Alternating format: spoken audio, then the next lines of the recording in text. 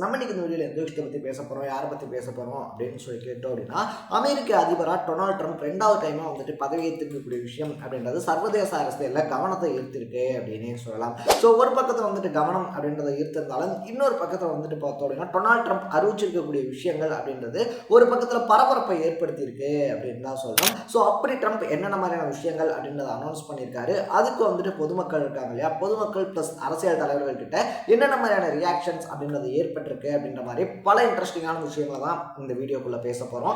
அதுக்கு முன்னாடி நம்ம சேனலுக்கு நீங்க புதுசா வந்திருந்தீங்க அப்படின்னா இதே மாதிரி அப்பப்போ அப்டேட்டா போயிட்டு இருக்க விஷயங்கள், அது கரண்ட் அஃபேர்ஸாக இருந்தாலும் சரி, பாலிடிக்ஸாக இருந்தாலும் சரி, ஸ்போர்ட்ஸாக இருந்தாலும் சரி, அப்பப்போ அப்டேட்டா போயிட்டு இருக்க விஷயங்களை நீங்க தொடர்ந்து தெரிஞ்சுக்கணும் அப்படின்னு ஆசைப்பட்டீங்கன்னா மறக்காம சேனலை சப்ஸ்கிரைப் பண்ணிக்கோங்க.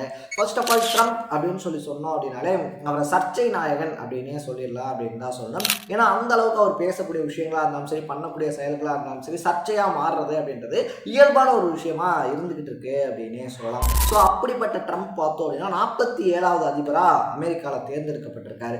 தேர்ந்தெடுக்கப்பட்டோன்னே ட்ரம்ப் என்ன பண்ண போறாரு, என்னென்ன மாதிரியான விஷயங்கள் அப்படின்றத அனௌன்ஸ் பண்ண போறாரு, என்னென்ன மாதிரியான திட்டங்கள் அப்படின்றத வந்துட்டு அறிவிக்க போறாரு அப்படின்னு சொல்லிட்டு எக்கச்சக்கமான எக்ஸ்பெக்டேஷன் இருந்துச்சு அப்படின்னே சொல்லலாம். பட் வழக்கம் போல ட்ரம்ப் பார்த்தோம் அப்படின்னா அவருடைய முதல் கையெழுத்து அப்படின்றதே இதுக்கு முன்னாடி அதிபராக இருந்த ஜோ பைடன் இருக்கார் இல்லையா, அவர் நிறைவேற்றின 80 திட்டங்களை ரத்து பண்ணியிருந்தாரு அப்படின்னே சொல்லலாம். ஸோ இதுக்கு அவர் சொன்ன காரணம் என்னவா இருந்துச்சு அப்படின்னு சொல்லி பார்த்தோம்னா, அந்த 80 திட்டங்கள் இருக்கு இல்லையா, அது எல்லாமே வந்துட்டு அமெரிக்காவை பின்னோக்கி இழுக்கக்கூடிய திட்டங்களா இருக்கு. அதனால அந்த 80 நிர்வாக திட்டங்கள் அப்படின்றத நான் ரத்து பண்றேன் அப்படின்னு சொல்லி அதிரடியா அனௌன்ஸ் பண்ணியிருக்காரு அப்படின்னே சொல்லலாம். ஸோ இதுவே வந்துட்டு பார்த்தோம் அப்படின்னா அமெரிக்காவில் ரொம்ப பெரிய பரபரப்பை ஏற்படுத்தி இருக்கு. 2வது விஷயம் என்ன அப்படின்னு சொல்லி பார்த்தோம்னா ஒர்க் ஃப்ரம் ஹோம், அதாவது இந்த கொரோனா காலகட்டம் அப்படின்றது நடந்துகிட்டு இருந்தப்ப எல்லாருமே ஒர்க் ஃப்ரம் ஹோம் அப்படின்றத வந்து பண்ணிக்கிட்டு இருந்தாங்க. அதே மாதிரி அமெரிக்காவில் பார்த்தோம் அப்படின்னா கவர்மெண்ட் ஆஃபீஸர்ஸ் இருக்காங்க இல்லையா, அவங்களும் வந்துட்டு ஒர்க் ஃப்ரம் ஹோம் அப்படின்றத பண்ணிக்கிட்டு இருந்தாங்க. பட் இப்போ ட்ரம்ப் வந்துட்டு பார்த்தோம் அப்படின்னா அந்த ஒர்க் ஃப்ரம் ஹோம் அப்படின்ற கல்ச்சருக்கு அதிரடியாக வந்துட்டு முற்றுப்புள்ளி அப்படின்றத வச்சிருக்காரு. ஸோ இனிமேல் யாராக இருந்தாலுமே கவர்மெண்ட் அஃபீஷியல்ஸ் யாராக இருந்தாலுமே அவங்க ஆஃபீஸுக்கு வந்து தான் வேலை பார்க்கணும். ஒர்க் ஃப்ரம் ஹோம் அப்படின்ற நடைமுறை பார்த்தோம் அப்படின்னா ரத்து செய்யப்படுது அப்படின்னு சொல்லியிருக்கிறது அங்கே இருக்கக்கூடிய அரசு அதிகாரிகள் தலையில இடியை இறக்கியிருக்கு அப்படின்னே சொல்லலாம். 2வது விஷயமா வந்து பார்க்கும்போது பார்த்தோம் அப்படின்னா இங்க இருந்து வந்துட்டு குடியேறினவங்க இருக்காங்க இல்லையா, லைக் இந்தியாவில இருந்து வந்துட்டு அவங்க அமெரிக்காவுக்கு போய் குடியேறாங்க அப்படின்னா அவங்க வந்துட்டு அமெரிக்கர்களா கருத்துல எடுத்துக்க மாட்டாங்க. பட் அங்க இருக்கக்கூடிய அமெரிக்கர்கள் யாரையாவது கல்யாணம் பண்ணிக்கிட்டு ஒரு குழந்தை பிறக்குது அப்படின்னா அது அமெரிக்க குடிமகனா அங்கீகரிக்கப்படும் அப்படின்னே சொல்லலாம். இனிமேல் அந்த நடைமுறை அப்படின்றது இல்லை அப்படின்னு சொல்லி ட்ரம்ப் அதிரடியா அனௌன்ஸ் பண்ணியிருக்காரு. இதனால கிட்டத்தட்ட 100-120 வருஷங்களா தொடர்ந்துகிட்டு இருந்த ஒரு விஷயம் அப்படின்றத ட்ரம்ப் அதிரடியா கட்டுப்படுத்தியிருக்காரு அப்படின்னே சொல்லலாம். ஸோ இதனால வந்துட்டு பார்த்தோம் அப்படின்னா அமெரிக்கர் இருக்காங்க இல்லையா, மணப்பெண், அதாவது பையனும் அமெரிக்கரா இருந்து பெண்ணும் வந்துட்டு அமெரிக்கரா இருக்காங்க அப்படின்னா அவங்களுக்கு பிறக்கக்கூடிய குழந்தை அமெரிக்கரா அங்கீகரிக்கப்படும். அப்படி இல்லாமல் இந்தியா ஆஸ்திரேலியாவை சேர்ந்தவங்க அமெரிக்காவில் இருக்கக்கூடியவங்களை கல்யாணம் பண்ணிக்கிறாங்க, அவங்களுக்கு ஒரு குழந்தை பிறக்குது அப்படின்னா அது அமெரிக்காவை சார்ந்த சிட்டிசனா ஏற்றுக்கொள்ளப்படாது அப்படின்னு சொல்லிட்டு அதிரடியான ஒரு விஷயம் அப்படின்றதையும் அறிவிச்சிருக்காரு. 3வது விஷயமா பார்த்தோம் அப்படின்னா அமெரிக்கா மெக்சிகோ எல்லை இருக்கு இல்லையா, ஸோ அந்த எல்லையில வந்துட்டு தேசிய அவசர நிலை அப்படின்றத பிரகடனப்படுத்தியிருக்காரு அப்படின்னு தான் சொல்லணும். ஸோ இனிமேல் மெக்சிகோக்குள்ள இருந்து யாரும் அமெரிக்காக்குள்ள வரக்கூடாது.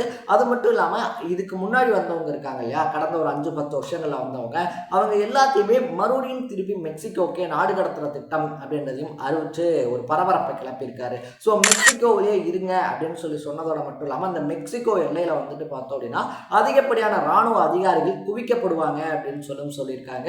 இனிமேல் யாராவது வந்துட்டு நாட்டை மீறி இல்லை நாட்டுக்கு தெரியாம வந்துட்டு துஷ்பிரயோக வழியில உள்ள வராங்க அப்படின்னா அவங்க உடனடியாக நாடு கடத்தப்படுவாங்க அப்படின்னு அறிவிச்சிருக்காரு. இதுக்கப்புறமா பனாமா கால்வாய் அப்படின்றது இல்லையா, ஸோ அந்த கால்வாய்க்கான உறுதி அப்படின்றத பார்த்தோம் அப்படின்னா அந்த உரிமை அப்படின்றத நாங்கள் பனாமாக்கு தான் கொடுத்துருந்தோம். பட் அது வந்துட்டு ஒரு முட்டாள்தனமான விஷயம் அப்படின்றத பனாமா எங்களுக்கு புரிய வச்சிருக்காங்க.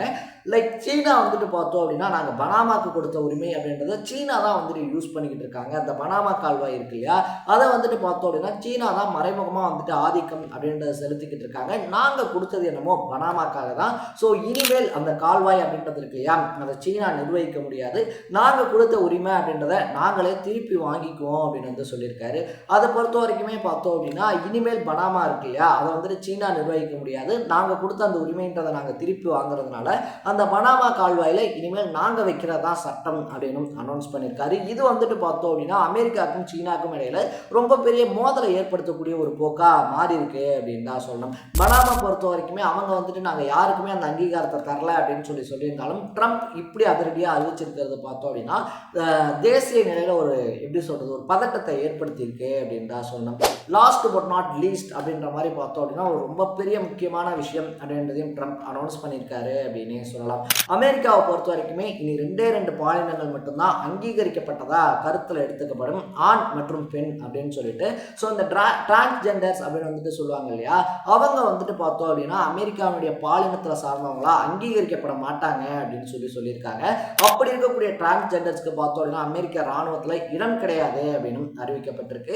இது வந்துட்டு அங்கே பார்த்தோம் அப்படின்னா உச்சக்கட்ட சலசலப்பு அப்படின்றத ஏற்படுத்தியிருக்கு அப்படின்னு சொல்லலாம். ஸோ இந்த நிலைப்பாட்டில் தான் பார்த்தோம் அப்படின்னா ட்ரம்ப் முன்னாடியிலேருந்து இருந்தார் அப்படின்னாலும் அவர் இப்படி கொண்டு வந்திருக்கக்கூடிய சட்டங்கள் அப்படின்றது ஒரு சிலர்கிட்ட இருந்து ஆதரவு அப்படின்றதையும் ஒரு சிலர்கிட்ட இருந்து பார்த்தோம் அப்படின்னா அதிகப்படியான விமர்சனங்கள் அப்படின்றதையும் சம்பாரிச்சிருக்கு அப்படின்னு தான் சொல்லணும். நாங்கள் செவ்வாய் கிரகத்துக்கு போவோம் அப்படின்னு அனௌன்ஸ் பண்ணியிருக்காரு.